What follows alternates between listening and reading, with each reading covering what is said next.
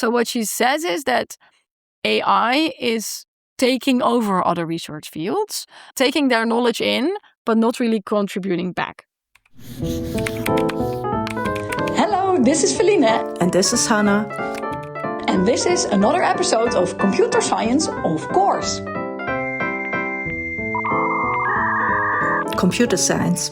Of course. Computer science. Of course. This is Computer Science, Of course. Of course. Good afternoon, Felienne. So nice to have you here at Radboud University today. Hello, Hanna. I'm recording in person today. Yes, what book did you bring? Second Self by Sherry Turkle. Oh, this is a book that's probably about your age.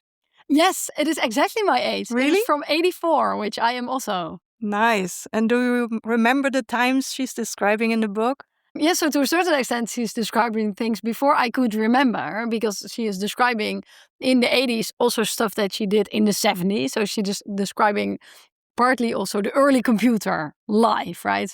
Even before people had personal computers in the house and how they moved into the house and what that also did to computers and to software. So the time she is describing is even before I was alive, and of course also before I was too young to remember. Makes sense. But you read it. I didn't read it. Can you maybe start by explaining the title? I don't know, right? So I don't think in the book there's some explicit reference to what the title is and what it's about. But what she's describing is how a computer is not just a thing to do a task with, but how just the existence of computers also changes you. And she calls it a liminal object, which means that it's an object in between. It's not really dead, it's not really alive, it's not really just a tool like a screwdriver, but it also has a mind of its own. And we tend to attribute thinking to computers even way before AI, like, oh, it is broken or it is confused. You would say that, can say that about a computer. So I think she's sort of saying that a computer becomes your second self, but there nowhere in the book she really elaborates on this. Okay, I see. And now you said it changes also a bit, the way we think, maybe? Or Yeah. In what way? In many different ways. So the interesting thing about the book is that she studies different groups of people, and from that she tries to find a coherent story. So one group of people she looks at is really young children playing with computer toys, and then they tend to have questions like, is the toy alive or is the toy cheating? She talks about the tic-tac-toe robot that you can play with, and then it makes a mistake, and then is it trying to cheat? And then she describes how children are discussing this. No, it cannot cheat because it's a computer, and in order to cheat you must know that you're doing it. And so that's one group. One group of people she talks about is early hobbyists, so people that brought computers to their homes before there were personal computers. And then one group of people that she talks about is, or actually maybe two people at MIT, both programmers and students in computer science at MIT, and the early AI pioneers, she's also talking about them, all as groups of people that interact with computers in interesting ways, that she can learn something from. And all these groups, do they have something in common? No, not necessarily. I think what they have in common is that working with computers changes themselves. It changes their view on computers, but it also changes their outlook on life. I think that's sort of, if I have to make a thread, the thread that she weaves through these stories. I see. And do you recognize some of your own work with computer science education, some of her observations? Absolutely, yes. So where she talks about the computer science students, there I think it's very recognizable how people get obsessed with programming, how programming is the only thing they want to do. And also I have a few quotes on this, how programming is a way also, a world to escape in that is free of people and free of the messiness of life. So for example, she says, hackers, and this of course not means security breaching people, but in those days it's just like programmers. Hackers try to avoid ambiguity in dealing with people, where others might find pleasure in the half-defined and the merely suggested. Programmers then they retreat into their own world. One of the students that's being interviewed by her says, I have devoted so much of myself to the computer that all the humanity has drained out of me. This is a self-report. You're just a device. I'm afraid that by hacking, I'm draining myself of something I need to live, humanity or something. So this is quite extreme, but this is a vibe that she captures, and she describes this in a lot of detail, how life is hard and it's hard to be an adult. This is from a video I think you sent me earlier from David Foster Wallace, how he's saying that it's really not fun to be an adult. It's really hard. Like, life is hard and people are shit to you. This is all true. And then either you sort of deal with this or you retreat into a world. She describes this as well a little bit, not just devoid of ambiguity, but also you can make everything exactly as you want it. And you can program your whole fantasy life so that everyone is nice to you or that everything exactly happens as you want it. Here's a nice quote on this. This attitude, so that's the attitude that everything can be created exactly. This attitude is reinforced by the nature of programming.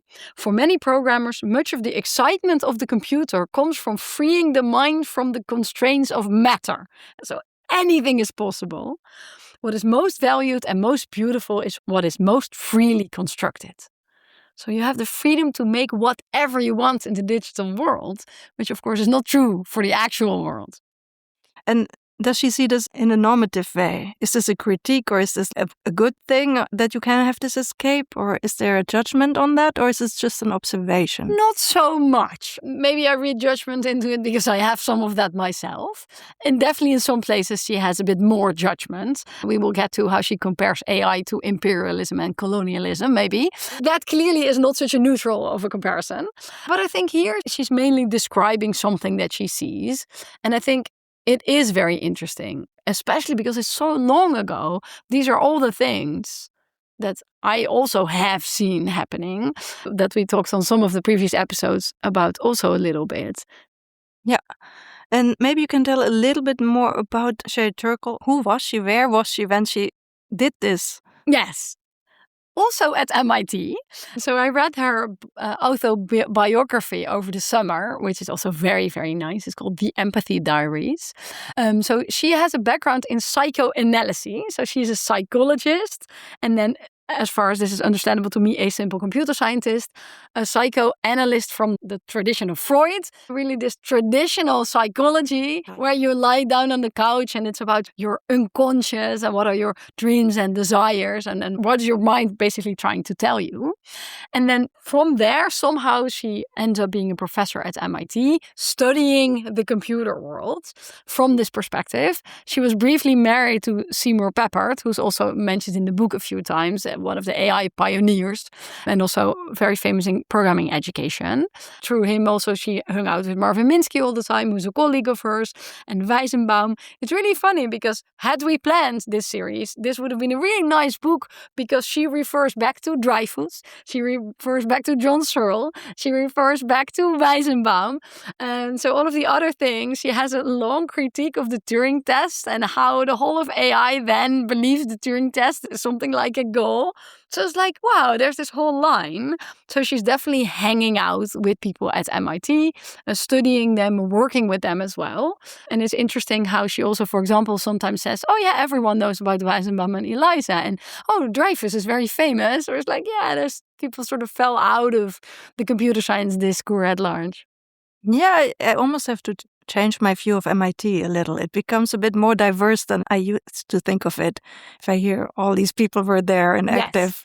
So, okay. It's definitely interesting to see who made it to the history that we know. Not Sherry Turkle, I think. But this is her background. And this was all very interesting because she also describes how in the times of psychoanalysis, which she says is like in the 60s and 70s, a lot of people are talking about the mind as something that cannot be understood. Right? Because you have the subconscious and your dreams and you cannot fully capture your mind. And then psychoanalysis is a way to get to at least some of the parts you cannot reach. But there she says the dominant way of thinking about the mind is something that cannot be understood. It has parts that are dark and she says then there's sort of a switch when the computer comes towards seeing the mind as something that can be understood in all details, that can be calculated. I had never from that perspective seen the world. I don't know enough to see whether that is true or whether that's just her way of looking at the world before. And you already said she did interviews. Is this the method in the book? basically, there's not really a method section. And so she describes a bit that she does this work as an ethnographer, so a bit like Lucy Suchman as well. She sometimes really describes that she did multiple interviews with people. She goes to their house, but also because she is at MIT, she is just there, right? So she has her own students, so she sometimes also just talks about things she sees. Specifically, the part where she talks about how the AI pioneers look at the world. She's not interviewing Minsky to ask what he thinks because I guess she has lunch with him every day in the department, right? So she doesn't need to do these things. So sometimes she's very specific and she says this is from an interview. And in other cases, she just quotes written work of, for example, Minsky or Peppard or other people. It's also a bit maybe like Weizenbaum, who also just says, my colleagues think this. And then I trust him that he knows what they think. And sometimes also cites their own written work. Yeah. And you just said she had students, so she had computer science students? Whom did she teach? I think at least she works with them, but I don't know what type of courses she taught. I would love to find out. Yes. Okay, so what are some of the key concepts in the book? So I think the key concept is, what does a computer do to you? What happens while you're working with a computer? She says in the introduction, I'm writing against the common view that the computer is just a tool, and I'm arguing for us to look beyond all the things that the computer does for us, like word processing and spreadsheets, to what using it does to us as people. I think that is the core of the book. What happens when you use a computer? Maybe sort of like Computers as Theater by Brenda Laurel. If you use a computer, you play a certain role. I would say Turkle is the next step in this. If you use a computer all the time, then maybe part of this role that you're playing becomes your character. You can't really go off the stage and forget if you're programming every day and everything has to be zeros and ones and nicely structured. Then you go home and then maybe some part of that still remains. And this makes me think of all the people who tell me, yeah, but ChatGPT is just a tool. Is the book applicable? Yes, definitely. Even the first few chapters, which are about computer use, I do think they're applicable. And then in the last part, she explicitly talks about what is the research program of AI. Like, what are those people trying to do? And part of what they were trying to do was to make ChatGPT, to a certain extent, to beat the Turing test, for example, which you might say that ChatGPT can. So I think a lot of it is applicable, but maybe that's not even, I don't know if this is the most interesting part for us today, because a lot of what she's saying is sort of repeating Dreyfus and Searle and Weizenbaum. So we sort of already know these things if you've been with us all episodes. Whereas I think the thing about what programming does, I think those are things that are newer to me. I'm like, oh yeah, yes, this is cool. What was the most surprising thing you found in the book? Yeah, so the most useful thing, I think, she's describing how if we teach computer science students that computers are just following the rules, that is the wrong way of teaching. I have a long quote about this. She says, actually, programming is more like doing a text adventure. Did you ever do a text adventure? No. But maybe you know what it is? I would assume it's like a computer game based on text. So it's a very, very old computer game. There's one famous one that's called Zork that I used to play when I was a kid. So you just have the terminal and then it says, oh, you wake up in a dungeon. What do you do? And then you can type, look around. And it says, there's one door, for example, and a spider. And then you can say, look at the spider. And this is how you explore the world. So you must understand that this is something that people that read the book then all knew. This game is called Adventure. She says, the experience gave me far different than what I've gotten from a course in computer programming. Because she's not a programmer, so at one point she tries to learn programming. And she says, in this course in programming, there I learned to write simple instructions and watch the computer follow them. Like most people, I came out of this with a vision of the machine and of programming as simple, controllable, linear. The machine is dumb, just a giant calculator, the professor has said. Programming is a straightforward act of mechanical regurgitation. Garbage in, garbage out. And I think these are things that we have all learned in programming courses. Maybe we've taught them as well.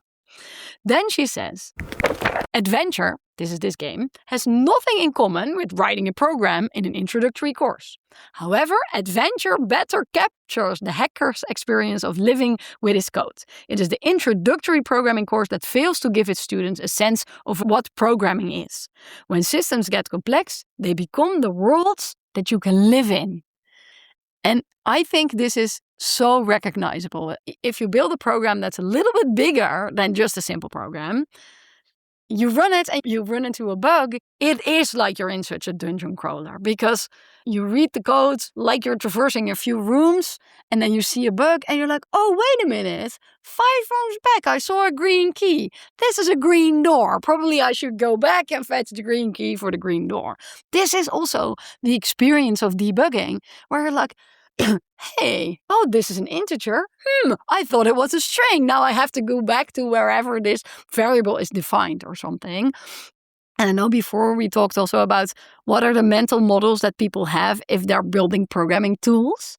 Here also I thought, okay, we make IDEs, for example, as if programming is a simple step-by-step, whereas while you're programming and specifically while you're debugging, you are on an information gathering quest and you have to remember what you saw where.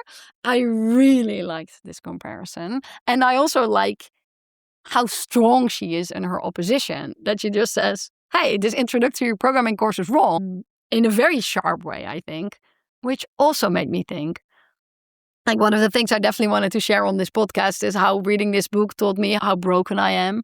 Because so often in the book, I was thinking, yeah, is this computer science?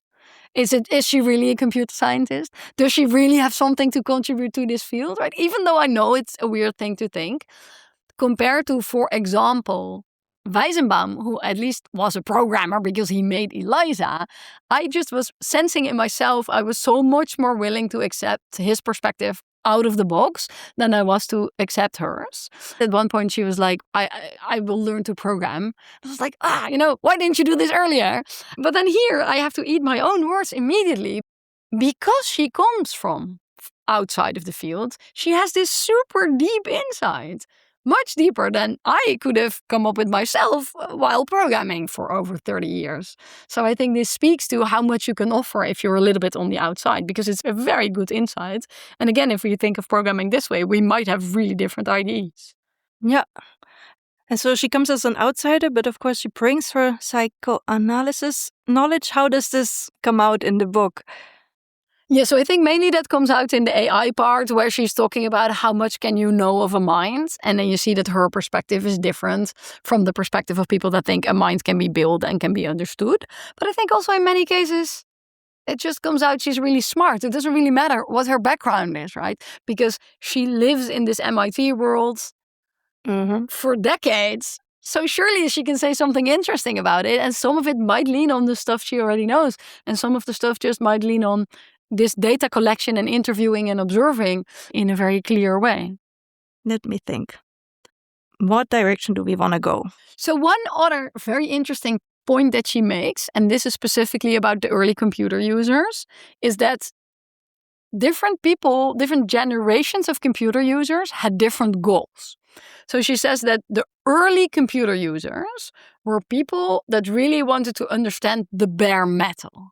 They wanted to build their own computers. They really wanted to do low-level memory management, even though at that time there were some higher level programming languages. So it wasn't necessary to really do memory management yourself because there was BASIC, there was Pascal, but people really had these machines as a way of having control. So for them, transparency meant exactly knowing what's in the memory. And so I can see through everything that's happening. And also, funnily, she describes how these are often people that in their daily lives, in their daily works, don't have a lot of control. They might be people that use a computer in their work, but that don't get to do all the things they want. So they use the computer as a way of exerting control over something. And then she says, those were the early hobbyists. There weren't many of them. And then personal computers became more mainstream and more people had one. And she said that really changed the requirements on the machines. Specifically, she talks about Apple computers. She says, when Macintosh users spoke about transparency, they were referring to an ability to make things work without going below a screen surface filled with attractive icons and interactive dialog boxes. So they didn't want to know. And so transparent, she says, became to mean that it's easily knowable what I should do. Yeah, intuitive. Intuitive, we would now say, and this then was called transparent. So it's easy. I boot the machine and it says new document. I just click new document. That is transparency. She says, indeed, these screen objects suggested that communicating with a computer could be less like commanding a machine and more like having a conversation with a person. And then she follows saying that very quickly, this second meaning of transparency, easy to use, intuitive, that became what was necessary for computers so that more people could also use them. And Apple wanted to sell more computers, so they wanted to have this transparency.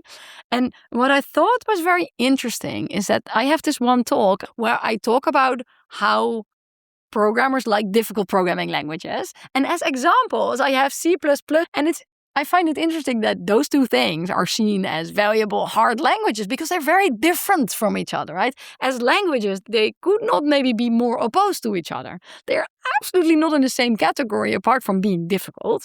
And reading this, I thought, aha, right? For one, is C++ is the transparency of being close to the metal, and that has that aspect of transparency, whereas Haskell might have the transparency of you see a Haskell program and you immediately understand it, right? Much more than you immediately understand the C++ program. So I thought, oh, these are two transparencies coming from different disciplines. I don't think these languages already were there or were mainstream enough for her to talk about then. And then she closes this part with this quote that I really, really think is so different and interesting. Programming served as the projective screen for personal and cultural differences. Oh, can you explain a little? So that you can program in different ways. You can program in the way that you want to exactly know where everything in memory is. And that is, you want to personally, or you are in this culture of wanting to have control. So you can go this way, and specifically there were some languages in which you can do high level and low level stuff. So if you are the type of person who's like, I want to have my kitchen, everything is organized, the rice is there and the macaroni is there. If you're that person, then you can go this way. But if you're not that person, if you're like, well, I'll just taste the soup to see if more pepper needs to go in, you can also do it. So programming is a way where you can express your different ways of being. That different programming languages, different modes of programming also are built on different cultures and different personalities, which I think is such a nice contrast with sometimes now people are saying, which programming language is better? Yes. And this is a thing that people unironically discuss with each other. Yeah, but Java is better because this, or Pascal is better because of this. Whereas we wouldn't say these things about other fabrics. You wouldn't say oil is better than charcoal. No. You wouldn't say this. It is a senseless debate, right? Yes. Because it's about what you personally like. It's about your objects. There is not something that is better. While in programming land, we do say these things. These are sometimes hills that people are willing to die on, like Rust is better than JavaScript. What does it even mean? And she is much more from this perspective. Somewhere she calls it a Rorschach test. Do you know how to say this word? No. It's this inked blot. Yes, where you interpret. And then you can see something in it. Yes. A Rorschach. Let's say, just say Rorschach. So she says that the computer is a Rorschach test. Right before this quote. It is, you see in it what you are already thinking about. And I think these are the insights that couldn't really come from within programming, because it took me years to not think this language is better than the other language as something weird, right? Yes. It's just normal. It's just the water, that we swim in. So, specifically this outside perspective is what gives these insights so much color. Yeah. And you now just described these two cultures, the clean kitchen and the I wing it soup culture. Do you think in computer science education we cater more towards the super clean kitchen Or do we really provide teaching that is good for both types? So this might depend a bit on the programming language, right? If you do a typed language, for example, if you do C or Java, then I think this is more the planning and structuring. And if you do something like Python, you might do more like tasting the soup at runtime. But even if you teach a Python course, I think a lot of it is still geared towards this, what you was describing earlier. Programming is exact control over the machine. Even if you do Python, and most people, if they take a programming course, they do these exercises like, oh, reverse this string, and then you put in this string, and the exact answer should be this, and there should be a point, a period at the end or something. So I do think we teach students this dominance and control strategy, like, oh, we exactly make it like this. I think I was chatting with my husband about this yesterday, that especially when I went to school, and I also went to an engineering school, so that might be a specific domain as well, but what we really learned to build was business software. No one really said that was what we're building, but what we were building was, oh, you want to sell tables and chairs, and a table has 4 legs or maybe 3. That's the idea that there's different software, even something like requirements engineering, assumes there's a customer that wants a thing. Hello, I want software to sell chairs. But something like, let's say, TikTok, right? Is there someone on the planet that has ever said, what I would like is to watch people dance for 3 hours and get recommendations? So there isn't a user that wants a thing in so much software nowadays. And I think a lot of the development strategies of something like TikTok are much more tasting the soup. I mean, they do taste the soup in an A/B testing way, right? They are measuring something. Yes. But it definitely isn't this way of, oh, I have something that exists in the real world, a robot arm or a car or a table, and what I want is to describe the important features of these things and put them into the computer. That has the assumption, even though I don't think this is ever made so explicit, that what we're doing is we're making software for a person that knows exactly what they want. Rather more, they already have a process that they now want to have computerized. Automatisering, you can say in Dutch, to mean computer science or IT, which is literally the automatizing of something. Yes. So yeah, I think that isn't true for a lot of softwares. Yeah, clear. That was your first super important point you still wanted to make, but there was a second. I don't want to lose that. No, I don't think so. Yes, about AI and colonialism. Oh, yes, you're absolutely right. Yes, let's go to the AI. So in the last part of the book, Sherry Turkle talks about her colleagues at MIT and how the research program of AI is happening. Well, all while reading this, I was thinking, how would her colleagues have read this? I know there's one point at MIT that she didn't get tenure, and then she did in the end get tenure because she complained. I don't know exactly when that was. It wasn't clear from her autobiography. So I'm not sure what the time relation is to this book. But she's really clearly criticizing them using quite strong words. So what she says is that AI is taking over other research fields, taking their knowledge in, but not really contributing back. So she says, the politics of colonization take on a life on its own. The invaders, and here she means the AI researchers coming onto other fields like linguistics or education, the invaders come not only to carry off natural resources, but to replace native superstitions with their superior worldview. AI first declared the need for psychological theories that would work on machines. And here she's describing how to make, for example, a robot therapist. Then the AI people needed to understand, okay, what do you do to put it into the computer, right? So first they come to understand. The next step was to see these alternatives as better. Better because they can be implemented. Better because they are more scientific. Right. So they're taking the knowledge, putting it into the computer, and now it's superior knowledge because it's computerized. Being in a colonizing discipline demands and then encourages an attitude that might be called intellectual hubris. You need intellectual principles that are universal enough to give you the feeling that you have something to say about everything. The AI community had this in their idea of a program. Furthermore, since you cannot really master all the disciplines that you have designs on, you need confidence that your knowledge makes the traditional wisdom of these fields unworthy of serious consideration. That is tattoo worthy. I think these things are so true. This could be in New York Times tomorrow, and it Yes. would exactly describe what people are doing now. And these words, and this, I really like this, the idea of colonization, not just to steal whatever is there, but also this idea that whatever religion was there, that colonizers also said, this is naturalistic nonsense. Now we have the Catholic Church, which is obviously the better church, right? That it is not just stealing, it's also taking over from the perspective of superiority. I'm like, what a view, and so true. And how could you have seen these things 40 years ago? Well, I mean, you were there literally every day. But I think this is, oh my God, it is very strong. Yes. So she wrote more books in the meantime. If you look at how true everything still is, then I'm interested in if she has predictions about the future that might become true.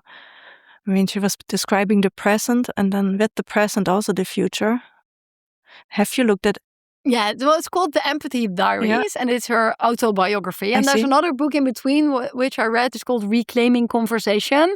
That's a bit newer. That's also much about data science and the quantified self, which I also thought has some very interesting ideas. How if you put data into a computer, then does it change what happens with your feeling? For example, she says if you are mourning and then every day you say, oh, I'm very sad on a scale from 1 to 5. This is a quote from the Reclaiming Conversation book. Does tracking mourning help us to mourn, or does it deflect us because we feel we must start and end our story with a number? Does it limit the stories that we tell? I think it is somewhat what is happening. And if people track their sleep on their iPhone, they're like, oh, did I sleep well? And then you look at your iPhone, you're like, yeah, oh, I did sleep very well today. I think also her other books, her newer books, are good and worth reading, but definitely this book because of this part of AI. Yes. And we had a bit of a pre-conversation during lunch, and you were like, but how can we teach this to students? Do we have an answer? Yes, that was my biggest question. I was reading this and I was like, all of these things, but how have I come to this point that I can recognize this as true? I mean, definitely ChatGPT, right? I'm sure I would not have enjoyed, in air quotes, this book as much 5 years ago. Yeah. Because then this part about colonizing AI would have felt very abstract and I wouldn't have seen it in front of my own eyes. And also this idea of programming narrows your mind rather than it broadens it. You first must have a lot of lived experience. So I was thinking, why don't we teach this to computer science students? And then I think, but how? Where? You cannot give this to a first-year student and expect them, as we say in Dutch, to be able to make chocolate out of it, which means make something sensible, understand it to a certain extent. So not really in the beginning, but even in the bachelor or master's level at the end, it requires so much lived experience. It would require an entirely different computer science program. Of course, this is what we are trying to achieve, I think, with our podcast. Really, to understand this, it would require people, teachers, like professors that understand ambiguity is a thing and that understand there are certain things that cannot and should not be put into computers. It goes against so many things that are in our culture. The notion that programming can be bad and that the idea that on the computer you can make everything, that isn't only a good thing. I don't know where to start. So we don't have the answers, but we have the important questions. Yes. And definitely, I know there are people, even young people, maybe even first-year Yes. computer science students, that do read this and think, I recognize this. And maybe, oh, this is why I didn't like programming courses. Yeah. So it's definitely true that they could exist. And maybe hopefully they read this and then they think, oh, there is a place for me in this world. But there are so many things also that would anger current colleagues. This is why I'm so wondering, like, how was this received by her colleagues? If I say even some of these things, if I would say them in my own computer science department, yeah, people wouldn't be so happy to hear this. Yeah, Yeah, definitely have a few students in mind immediately who would love to hear this and read this. So I think we can start with those and then build from there. We need some more quotes because each episode I ask you what quote you would get as a tattoo. At the end of this podcast, you will be fully covered in tattoos. My back will be one big book. Yes. Maybe the one about girls in computer science. So this is an entirely different topic that we haven't really discussed, but she also has something to say about girls in computer science. Of course, she's observing there are not so many. And she's saying that this is very often framed as a lack of knowledge, that if we just get girls to do more programming, then they will like it. And it's an access issue. And she's already, but it took a long time for me to get there, that it's not that they don't know how to do it. It's just that they see it and they don't like what they see. She says, beyond distaste for computer science, girls express distaste for the careers that might be available to them in it. Young women see computing as a field that will take them away from people, and they would rather choose professions in which they can use computers in the context of more people contact.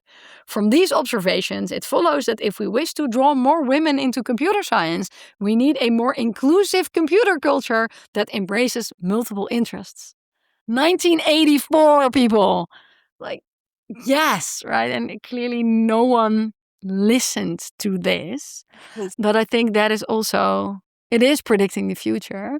Because in 84, right, this is way before Girls Who Can Code and Pi Ladies and Django Girls and all of these initiatives that were all assuming, oh, but girls don't know how to program.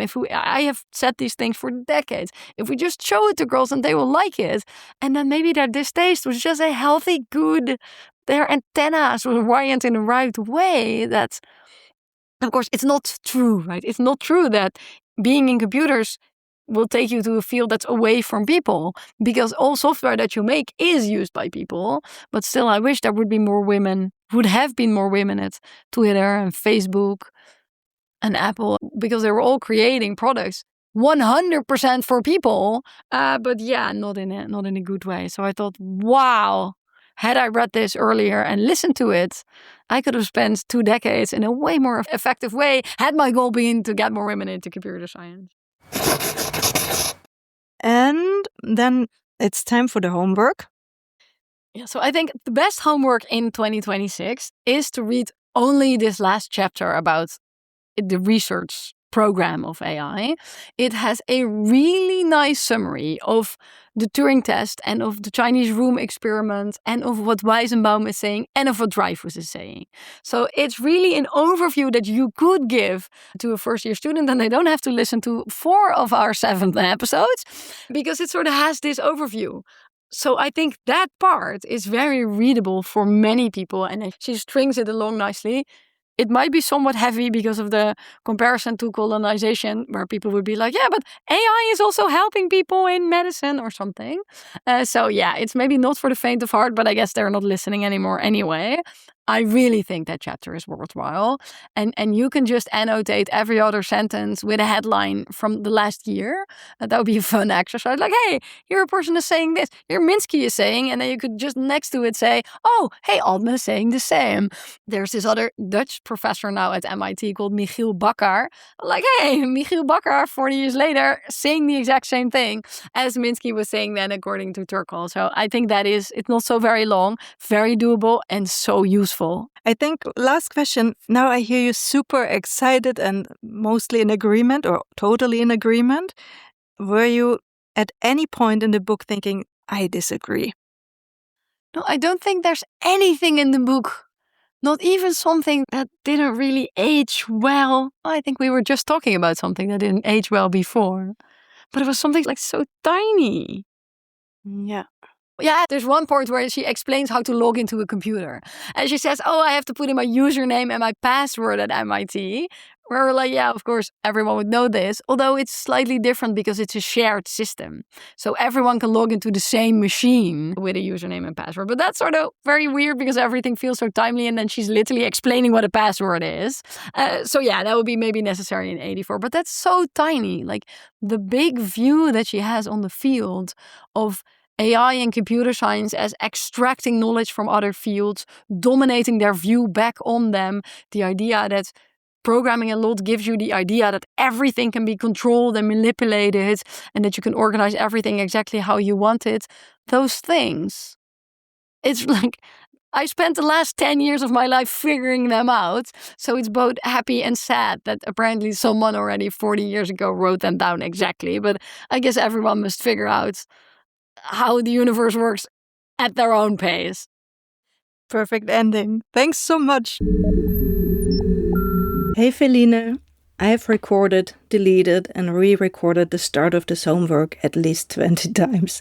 I'm on vacation and part of my brain is switched off, and today I just don't have it in me to come up with a good catchy opener that will draw our listeners in. So let me just cut right to the chase. I have read chapter 7 of Sherry Turkle's book, The Second Self, and there's this one section that stuck out to me and that really got me thinking. And the section describes an approach to modeling how people think. And this approach was developed by early AI scientists Herbert Simon and Alan Newell. And they had this idea that to arrive at a computer model of human thinking, one could observe people as they solve a particular problem. For instance, they would observe people solving such puzzles where digits are replaced by letters in math equations. Then people were asked to talk while they solve such problems, and the researchers recorded what the participants did, what they said, and their eye movements. And then, subsequently, they would analyze these rich data, and from these data they would identify different procedures and strategies people use to solve such puzzles. And then, once they had distilled these strategies, they would turn those into programs that simulate this human process. And of course, since not all people solve problems the same way, different programs would be developed for these kind of problems.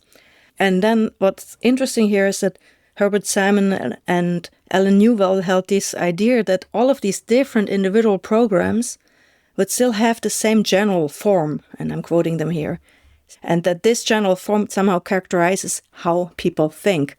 And I have so many critical thoughts about that, but I want to approach things more positively today. So let me share some things I really like about this. First, I really love how it focuses on the problem-solving process rather than just the resulting solutions. And I'm also really impressed by how their method values the mistakes people make along the way and the pauses they take to think and the notes they scribble down in the margins. Like, it would have been so easy and maybe even tempting to leave those things out when you create those computer simulations. When developing their programs, however, Herbert Simon and Alan Newell did not abstract these detours away. They built simulations that, and I'm quoting here, will simulate the solution process in every detail, not only the correct moves, but also the false starts and how they are undone, the pauses, the glance to recall a piece of information written on a corner of a worksheet, and exclamations that punctuate the subject's progress. And I personally find this approach much more respectful of human intelligence than the idea that it could be captured by looking at, for example, finished books and finished scientific articles. But yeah, please don't misunderstand my words here. I'm not making a case for mass surveillance of people. It's just so we can train AI with this data. I'm not arguing that we need to study people's behavior in all their detail or capture everything they say and do and scribble and exclaim just to make better AI models. No, in fact, I think it's a nightmare to think of all this data that companies have on human behavior that they collect with probably smart TVs, smart doorbells, smart speakers, robot cleaners, and so on, and to use that for training AI. Aside from the ethical objections, which are huge, I do not think this would be necessary even if one were interested in creating better AI. As I've mentioned many times before, I believe computers do not need to imitate us humans, and they can better develop their own computery strategies of figuring things out. But I do believe there is great value in mistakes, detours, pauses, on all these tiny weird steps like sighs, forehead rubbing, finger tapping we humans take when we try to figure something out. And I'm convinced that there's value in all these attempts we delete, the sidesteps we take, the darlings we kill, the thoughts we throw out, and the 20 different beginnings I have just tried to record for this podcast homework. And I think these deleted attempts probably say more about my thinking and my reasoning and about me than this finished recording does. And this is also why I'm extremely happy that companies cannot access such data on how people find their way towards the finished text to train their LLMs at scale. When it comes to training these models, companies do not have access to all the books that ended up in the bin and all those texts that never saw the light of day. They do not see the original version of academic papers that were revised just to please this reviewer too, or the many words that we cut to meet the word limit. The typical training data for the LLMs consists of the finished published books and not the darlings that got killed. And that makes me really happy. And of course, I'm not happy that they can scrape this very text from our podcast transcript and so on, but I still get pleasure from the thought that at least they don't have access to the 20 different types of the beginnings I deleted. This was my struggle, and I'm happy that I am the only one learning from it, that not everything is up for grabs. But then what about all those online editors and the fact that companies could spy on every word we type, everything we spell out in Word and delete, and that could be monitored, and they could actually see how a text gets drafted and revised. Yeah, it does worry me that companies like Microsoft could eventually change their policies, use people's blank page struggles, evolving drafts, intermediate versions to train machine learning models, but at least they have a beautiful dilemma. If they succeed in shoving their models down people's throats, and if they get people to use AI for their writing, the companies will not be able to observe people's textual struggles. Even when spying on every move, they will not see people change words, try alternatives, repair the flow of their text. Instead, they will just observe how people avoid this discomfort of a blinking cursor on a blank page and prompt an LLM to get them started, or accept revisions and suggestions from an AI. So if companies get people to use their models, at least they won't get to learn from the human struggles. And they can't have it both ways. And in times like these, I can find beauty in things like that. And then, to maybe end more negatively, a worry I have is that while AI won't get to learn from the many darlings we kill, we humans also will not get to enjoy the many texts that get killed by AI. If I, for one, had provided your homework instruction, where you, Felienne, asked us to read the chapter and annotate every sentence with a headline from the last year, if I had taken that instruction and my recording now and given that to an AI, the AI would certainly have pointed out to me that I have gone off course and that I have missed the mark and I didn't do the assignment, and it would have guided me back to the original assignment and provided some helpful suggestions even without being asked. And this text might have been re-recorded and deleted, and while it would never have entered any human ear, it would surely remain available in some data center for training their AI. So in this sense, I'm also really worried about the many texts we lose to AI that we humans never get to see because AI kills them, the many darlings that get killed by AI. And let me make sure this isn't one of them and just record this, click save, click upload in this raw and fresh form, exactly like this, before I change my mind or any AI changes my mind.